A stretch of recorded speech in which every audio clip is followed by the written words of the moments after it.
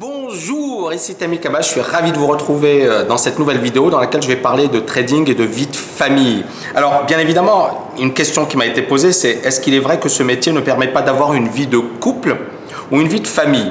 Les semaines sont-elles trop longues, trop chargées pour avoir une vie à côté? En d'autres termes, en étant trader, doit-on nous consacrer uniquement à notre travail? Excellente question.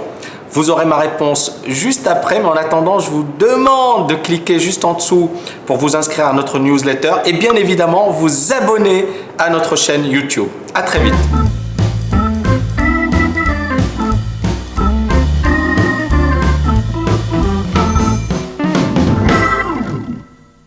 Pour moi, le trading, c'est un métier de passionné. On ne devient pas trader comme ça du jour au lendemain. Il faut véritablement être passionné, il faut véritablement le vouloir, il faut véritablement faire le maximum.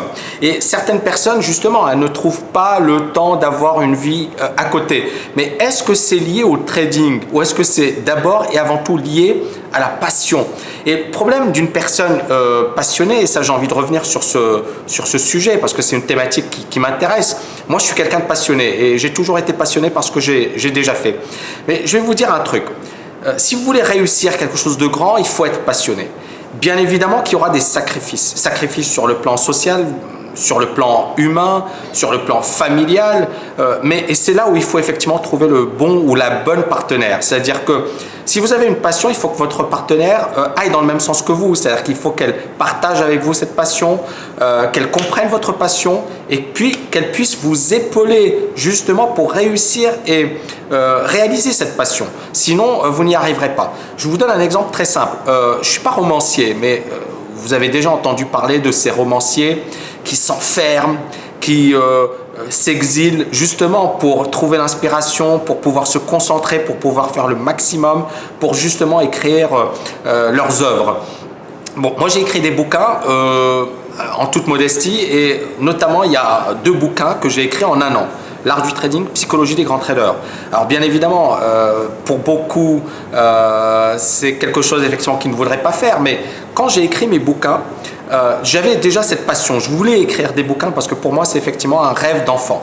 Et lorsque je les ai écrits, je peux vous dire que je dormais maximum 5 heures par jour, je ne sortais pas beaucoup, je ne voyais quasiment pas mes amis et j'étais quasiment dans ma bulle. J'étais totalement dedans.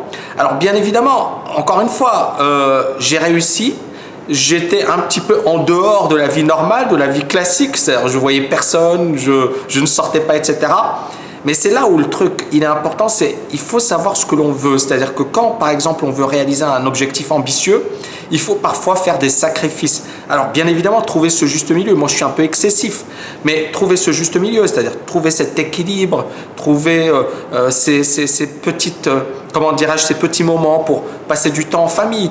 Mais à un certain moment, il faut également y aller. C'est-à-dire, on ne peut pas écrire un bouquin et se dire, je ne vais pas faire de sacrifices.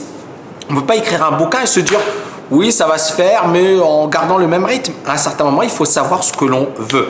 Un autre exemple, j'avais un collègue à moi quand j'étais à Dauphine, donc c'était un professeur à Dauphine, et il m'a dit, Tammy, j'ai envie d'écrire un bouquin, je sais que tu es directeur de collection, ça me plairait de l'écrire. Je lui ai dit, écoute, il n'y a pas de souci, tu me proposes un projet de livre, tu m'envoies ton plan et après, pourquoi pas. Puis il me dit, oui, mais dans 2 semaines, j'ai le ski, et puis j'ai ceci, puis j'ai cela. Au final, il n'a jamais écrit de bouquin. Je pense qu'il n'en écrira jamais. Et c'est pas méchant ce que je dis, mais il n'est pas allé jusqu'au bout de son truc et il n'était pas assez passionné. Donc en trading, si vous voulez véritablement réussir dans ce métier, il faut être passionné. Il faut avoir envie de réussir. Et pour moi, effectivement, la vie normale, vous pourrez l'avoir. Mais il y a toujours cette phase de démarrage qui est difficile. Et il y aura quelques phases durant lesquelles vous serez à fond dans votre projet, dans votre analyse, durant lesquelles justement il faudra consacrer suffisamment de temps. Donc ce que je veux dire, c'est que ce ne sera pas tout le temps comme ça. C'est-à-dire que la personne qui trade, elle ne sera pas tout le temps à fond sur ses graphes. À un certain moment, elle aura ses automatismes, elle maîtrisera son métier et donc elle pourra justement avoir une vie classique, une vie normale. Mais il ne faut pas oublier justement l'importance de ce travail et l'importance de cette intensité dans le travail. Je vais faire également le parallèle avec le sport de haut niveau. Vous savez, les sportifs de haut niveau, souvent, ils sont mariés. Hein. Vous voyez, les footballeurs, souvent, ils sont mariés. Pourquoi? Parce que ça leur permet justement d'être hyper, comment dirais-je, cadrés, structurés, parce que sinon, ils partent dans tous les sens. Et on l'a vu, effectivement, de super grands footballeurs qui n'étaient pas mariés. Et on a vu ce que ça a donné. Pas grand-chose. Et justement, alors, et c'est là où, encore une fois, il faut trouver la bonne partenaire ou le bon partenaire, hein, selon que vous soyez une femme ou un homme ou peu importe. Mais trouver le partenaire avec lequel effectivement vous pourrez effectivement exercer votre passion. Il faut que la personne en question soit solidaire avec vous, qu'elle vous comprenne, qu'elle se mette à votre place. Ce n'est pas évident, mais si effectivement vous trouvez la bonne personne, la perle rare, eh bien ça peut aller. Alors et là j'en arrive au nombre d'heures de travail en trading. Alors encore une fois, on a parlé de la passion, on a parlé de l'importance d'aimer ce que l'on fait, mais est-ce que le trading, ça va véritablement vous demander énormément de temps?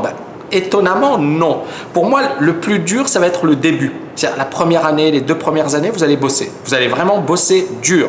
Mais quel que soit le domaine, vous créez une entreprise, ça va vous demander un temps fou. Moi, j'ai créé la TKL, ça m'a demandé un temps fou. C'est-à-dire 7 jours sur 7, j'ai pas arrêté. Mais j'aimais ce que je faisais, c'était une passion et je l'ai fait jusqu'au bout et je l'ai fait à fond.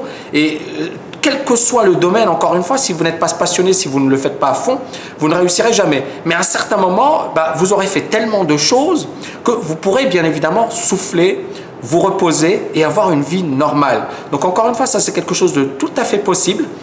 Mais derrière, et j'ai pas envie de vous mentir et de vous dire voilà, en 2 heures par jour vous allez devenir des stars, mais derrière, si vous faites ce qu'il faut, eh bien vous pourrez monter en puissance. Et enfin, dernier point, j'ai envie de dire, voilà, sur par exemple les marchés US. Nous, on travaille beaucoup sur le marché US. Marché US, grosso modo, c'est 2 heures, 3 heures de travail par jour. Vous avez 1 heure pour l'analyse et 2 heures de trading, donc 3 heures par jour.